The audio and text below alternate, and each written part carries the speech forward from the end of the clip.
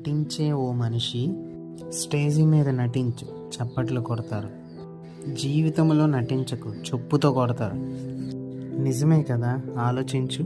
ఎవరికీ తెలియకుండా ఆడే ఆటలు, పాడే పాటలు, నీ ఊహలు, పడక మీద నీ ఆలోచనలు, నీ సెల్ ఫోన్ రహస్యాలు, డ్యూటీలో నువ్వు మాట్లాడే మాటలు, చర్చిలో నువ్వు ఉండే తీరు, నీ వేసే డ్రామాలు, సేవకులపై నువ్వు చేసే కామెంట్లు, వాక్యానికి నువ్వు వేసే మార్కులు, ఇవన్నీ నిన్ను నాశనం చేసేవే. ఆలోచించు. నటన చీకటి లాంటిది. చీకటిలో మనకి ఏమీ కనబడదు. మనం ఏం చేసినా, తప్పు చేసినా, ఒప్పు చేసినా, మంచి చేసినా, చెడు చేసినా, ఏడ్చినా, చచ్చినా ఎవ్వరికీ కనపడదు. చీకటిలో గ్రుడ్డివాడిలా తిరుగుతావు. నటన మనల్ని గ్రుడ్డివాడిలా చేస్తుంది.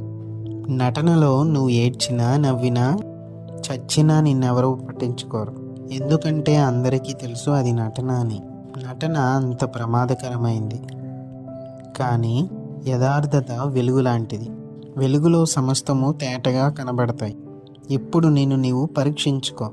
అందుకే వాక్యం ఇలా సెలవిస్తుంది: అయ్యో వేషధారులైన పరిసయ్యులారా, మీరు మీ గిన్నెను వెలుపటే శుద్ధి చేస్తున్నారు, కానీ లోపల అవి కుళ్ళు కపటముతోనూ నిండి ఉన్నవి. ఏనాటికైనా నీ కుళ్ళు నిన్నే తినేస్తుంది. నీ నటన నిన్ను నాశనానికి నడిపిస్తుంది. కావున నటించడం మానేసి నువ్వు నీలా జీవించు.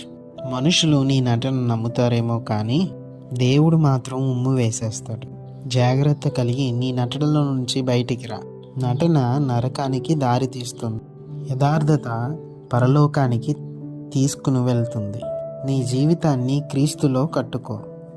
పరిశుద్ధ గ్రంథం పట్టుకో. యేసు ప్రభుని నమ్ముకో. నీ జీవితం మార్చుకో. పరలోకం చేరుకో.